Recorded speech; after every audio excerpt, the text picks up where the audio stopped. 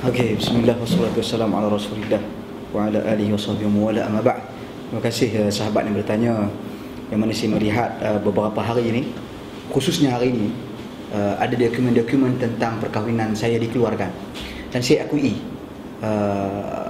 dokumen-dokumen tersebut adalah benar, dan juga perkahwinan saya yang kedua ini juga merupakan satu perkahwinan yang benar. Mungkin saya boleh berikan gambaran umum tentang perkahwinan saya dan siapakah isteri saya.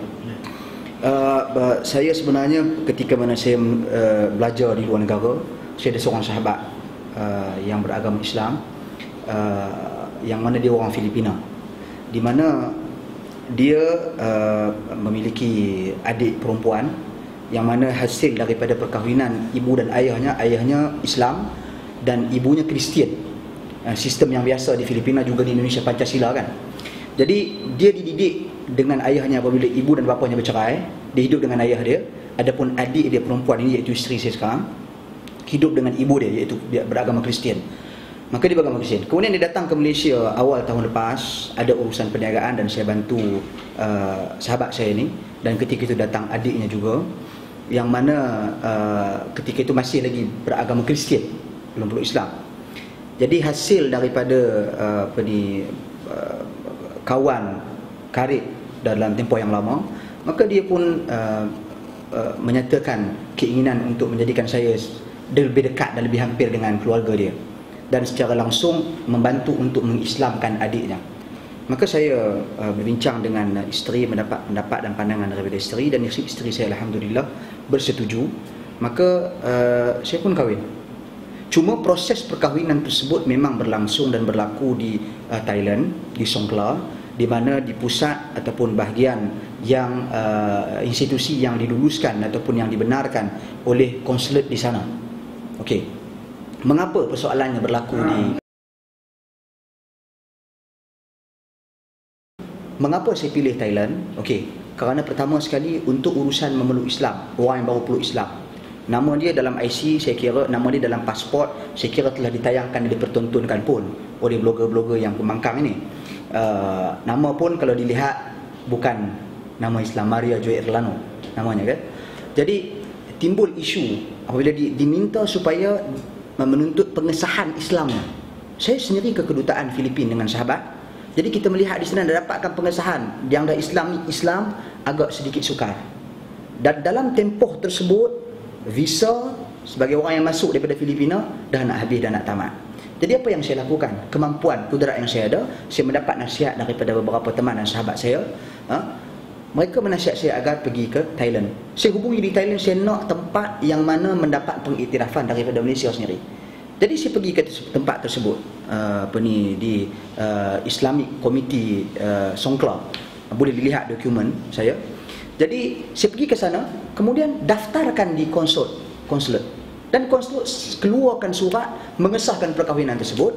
Dan selepas pulang saya pergi melalui teman saya di Wisma Putra untuk sahkan, dan akhirnya dibawa ke mahkamah. Okey, ini yang saya lakukan, dan saya tidak melakukan apa-apa bentuk kesalahan. Orang ada tanya, kerana saya orang yang kuat bercakap tentang kepentingan mentaati pemerintah. Saya tak pemerintah, dan apa yang saya lakukan tidak ada kesalahan. Buktikan dari sudut undang-undang dan akta saya lakukan kesalahan. Saya bukan kahwin dengan orang Malaysia, saya kahwin dengan orang Filipina. Yang salah kalau kahwin dengan orang Malaysia di luar, kemudian balik baru daftar, itu kena saman RM1,000. Saya tidak ada kena apa-apa saman. Dan dokumen saya telah membuktikan bahawasanya saya pergi ke Mahkamah Syariah Negeri Terengganu. Timbul persoalan juga, mengapa saya pilih Terengganu? Kerana isteri pertama saya orang Terengganu. Dan saya bawa isteri pertama saya bersama dengan isteri kedua ketika mana saya pergi ke Mahkamah Syariah Negeri Terengganu bersama-sama dengan Ketua Hakim Mahkamah Syariah Negeri Terengganu, yang mana saya memperkenalkan isteri pertama saya di hadapan Ketua Hakim Mahkamah Syariah yang bersetuju dan mengesahkan pernikahan saya dengan isteri kedua saya. Saya rasa apa isunya? Saya tak lari, saya tak tipu, kemudian saya bukan ambil isteri orang, kemudian saya rasa tak lakukan apa-apa kesalahan. Benda yang alhamdulillah Allah Subhanahu wa taala berikan kepada saya kekuatan untuk islamkan seorang yang kafir. Maka kata Nabi, la an yahdiyaka rajulan wahidan khairum min humurin na'am. Kamu memberi petunjuk kepada seorang lelaki lebih baik daripada kamu memiliki 100 ekor unta merah. Jadi hadis ini kata para ahli ilmu, para ulama, iaitu maksudnya kamu mengislamkan seseorang. Jadi saya telah tunaikan tanggungjawab saya sebagai seorang Muslim. Jadi saya telah Islamkan seorang Kristian, masuk Islam, dan saya tak melakukan apa-apa kesalahan. Saya daftarkan di luar kerana terdesak pada waktu tersebut untuk mendapatkan surat pengesahan sebagai seorang Muslim. Jadi saya pergi ke Thailand, mendapat tempat yang disahkan juga oleh konsul Malaysia di sana, dan juga kembali mendaftar ataupun mengesahkan pernikahan di mahkamah. Timbul persoalan yang ketiga pula, iaitu berkenaan dengan mengapa mengambil tempoh yang lama. Saya penceramah UMNO. Saya berceramah di atas pentas-pentas UMNO sekarang ni. Saya berceramah. Saya bercakap tentang Islam. Saya banyak program-program Islam yang saya buat dengan UMNO pada hari ini. UMNO membuka ruang pentas untuk saya bercakap tentang agama. Jadi saya ke serata bahkan ke Australia. Selepas saya tarikh saya bernikah 29 hari bulan Mei, yang cuba digambarkan oleh sebahagian daripada blogger-blogger yang saya kira nakal sikitlah. Makang ni, ke mana saya 29? What you did last summer. Jadi saya kata 29 hari bulan tu, selepas memang saya pergi ke sana, saya balik-balik awal Jun. Saya tak ingat tarikh berapa. Awal Jun boleh dirujuk pada kalender saya pergi ke Adelaide, program di Australia. Saya tak sempat. Balik daripada tu saya sibuk dengan program ceramah. Saya tak sempat nak pergi berdaftar. Kemudian saya bulan Ramadan baru saya sempat pergi dengan isteri pertama dan juga isteri kedua sekali. Kita pergi untuk mengesahkan pernikahan di Mahkamah Syariah Negeri Terengganu. Mengapa pilih Terengganu? Saya katakan lagi, kerana isteri pertama saya orang Terengganu. Saya mendapat nasihat daripada pendaftar sendiri, pendaftar di Jabatan Pendidikan Agama Islam sendiri, yang mengatakan bahawasanya kalau sekiranya isteri pertama daripada Negeri Terengganu, urusannya lebih mudah. Okey, so selepas saya buat pengesahan di Mahkamah Syariah, saya ingat dengan pengesahan tersebut saya boleh keluarkan visa. Yang ni boleh pergi minta mohon visa untuk immigration. Rupa-rupanya saya pergi ke immigration, saya hadapi masalah seterusnya. Tak boleh lagi mohon visa. Perlu ada apa? Perlu ada sijil nikah daripada Jabatan Jabatan Agama Islam. Jadi saya pun hantar sekali lagi dokumen kepada saya berurusan di sana. Cuma dalam perusahaan tersebut saya lihat saya sendiri perlu pergi sebab saya tinggal dokumen selama ni. Jadi dalam tempoh tersebutlah saya tinggal dokumen di sana. Wallahu a'lam berita ini keluar. Saya tak mau nak menyalahkan mana-mana pihak, dan saya tak bermaksud nak menuduh mana-mana pihak yang membongkarkan dokumen yang saya kira sulit.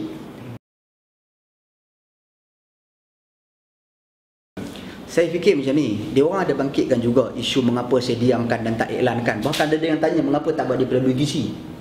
Ada yang minta tanya buat kenduri. Saya macam ni lah, saya berkahwin dengan orang Kristian, bukan Islam, yang mana sebelum dia peluk Islam, pakaiannya terdedah auratnya. Jadi saya perlu masa untuk berikan proses pentarbiahan, mendidik dia dalam etika berpakaian, kemudian etika bercakap, etika salat dan sebagainya. Itu saya yang nak kena tarbiahkan, bukan mereka pun. Okey, jadi untuk tempoh tersebut saya mengambil sedikit masa. Saya dah buat kenduri dah sebenarnya pun. Dalam bulan Ramadan saya kumpul sahabat-sahabat. Kata Nabi di dalam hadis, "Aulin walau bisyah." Buatlah kenduri walaupun dengan seekor kambing. Hadis itu Nabi kata kepada Abdurrahman bin Auf. Abdurrahman bin Auf milioner, sahabat Nabi yang kaya. Dia mampu buat kambing. Saya bukan orang yang kaya. Saya bukan orang yang ada tanah, ada hutan balak dan sebagainya. Saya orang biasa. Jadi saya buat dengan kadar saya mampu. Saya berjambu kuih-kuih sekadar saya mampu. Roti canai mungkin. Okey. Jadi kalau nak saya buat kenduri sekali lagi, boleh. Kalau nak taja pakai baju ke, nak taja apa ke, no problem lah. Minta mereka yang siarkan ini, mereka nak tahu. Jadi saya tawarkan kepada mereka. Bernikah, Nabi tak pernah kata bernikah tak boleh kena di Mekah saja, kena di Madinah saja. Berapa ramai orang kita kahwin di Mekah, berapa ramai orang kita kahwin di Madinah, berapa ramai orang kita pelajar-pelajar kita kahwin di Australia, kahwin di Mesir, kahwin di London, kahwin di Eropah. Apa masalah? Thailand pun sebuah negara juga. Kalau nak kata negara bukan Islam, Amerika negara Islam ke? So apa masalah? Mengapa bila kahwin di Amerika popular, bagus kahwin di Amerika? Mengapa kahwin di Thailand? Mengapa negatifkan benda yang melainkan kita lakukan perkara yang menyanggahi syariat? Itu saja. Sekarang ni boleh dibuktikan dalam dokumen saya, Ketua Hakim Mahkamah Syariah Negeri Terengganu mengesahkan pernikahan saya. Mengesahkan. So apa masalah? Jadi saya kira tak timbul apa-apa isu. Dan saya nak minta satu benda sekali lagi, kerana saya lihat ada unsur-unsur memfitnah. Kahwin lari, hai lari, saya nak kereta pergi. Saya tak lari, tak terdik lari pergi Thailand. Okey, satu. Kemudian ada unsur-unsur menggambarkan apa yang saya buat ni benda negatif, penipuan, patut membantah kerajaan. Saya mentaati kerajaan pemerintah, insya-Allah. Okey. Jadi saya nak jawab benda ni, saya selalu bangkitkan doa Sa'ad ibn Abi Waqqas, sahabat Nabi radhiyallahu anhu. Dia pernah berdoa ketika mana dia difitnah, dituduh pentadbirannya tak baik ketika mana dia menjadi gubernur. Okey, dilantik jadi gubernur. Pentadbirannya tak baik, kerjanya tak baik, salatnya tak baik dan sebagainya. Dia pernah berdoa. Dengan doa yang mana kata beliau, ya Allah Tuhanku, Allahumma in kana hadha kadiba, ya Allah Tuhanku, sekiranya lelaki ini pembohong yang tuduh dia, maka dia doa, panjangkanlah usianya, panjangkanlah kefakirannya, dan timpakanlah ke atasnya fitnah. Dan orang menemui lelaki itu beberapa tahun selepas daripada itu, dalam tempoh yang lama, dalam keadaan lelaki itu apa yang berlaku kepadanya, tua melarat, fakir miskin yang amat sangat, dan dia duduk di tepi jalan meraba wanita yang lalu lalang di tepi jalan. Orang tanya kenapa? Dia kata, aku terkena doa Sa'ad bin Abi Waqqas. Bacalah kisah ni di dalam Sahih Al-Imam Al-Bukhari. Jadi saya doakan kepada orang yang sebarkan tentang perkahwinan saya dengan tujuan untuk mengaibkan saya, memalukan saya, dan dengan tujuan menimbulkan persepsi yang negatif tentang perkahwinan saya ini, maka saya doakan seperti doa Sa'ad bin Abi Waqqas. Allahumma in kana hadha kadiba, ya Allah Tuhanku, sekiranya mereka ini pembohong, pendusta dan bertujuan jahat, maka fa'atil umrahum, panjangkanlah usia mereka, wa atil faqrahum, panjangkanlah kefakiran mereka, dan timpakanlah ke atas mereka fitnah.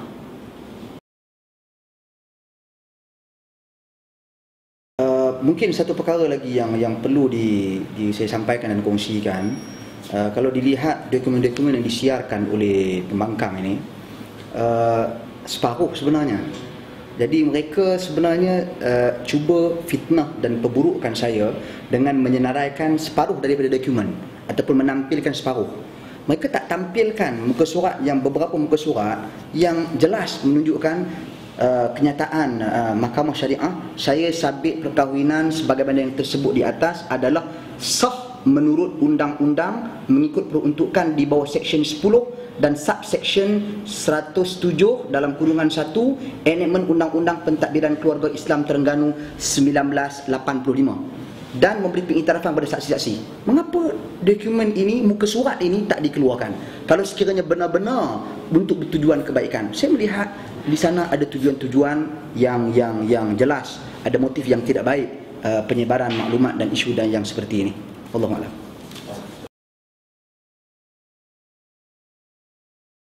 Saya macam inilah. Memang dari satu sudut mereka sepatutnya mengeluarkan keseluruhan. Kalau nak keluar, jangan keluar separuh-separuh. Okey, Islam pun kita terima secara keseluruhan, bukan separuh-separuh. Okey. Jadi saya sebenarnya bila ditanya soalan saman ataupun tidak, saya tidaklah nak bersifat nak saman mereka. Kerana saya melihat isu ini memadai dengan doa yang saya bekalkan dan kirimkan untuk mereka. Saya kaitkan doa tersebut. Saya tak hukum. Saya hanya kata kepada mereka, sekiranya mereka ada tujuan yang tidak baik. Okey, kalau mereka ada tujuan baik, alhamdulillah, no problem, mereka membantu untuk mempopularkan saya, yang saya kira dalam tempoh ini mereka tidak ada lagi hujah-hujah untuk mengkritik hujah-hujah ilmiah yang kita berikan, melainkan dengan character assassination.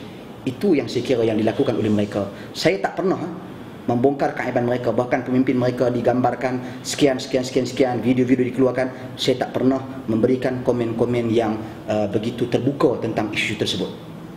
Jadi saya kira ini satu politik murahan yang dimainkan oleh pembangkang. Saya kira pemimpin mereka perlu memuhasabahkan ahli-ahli mereka. Wallahu a'lam.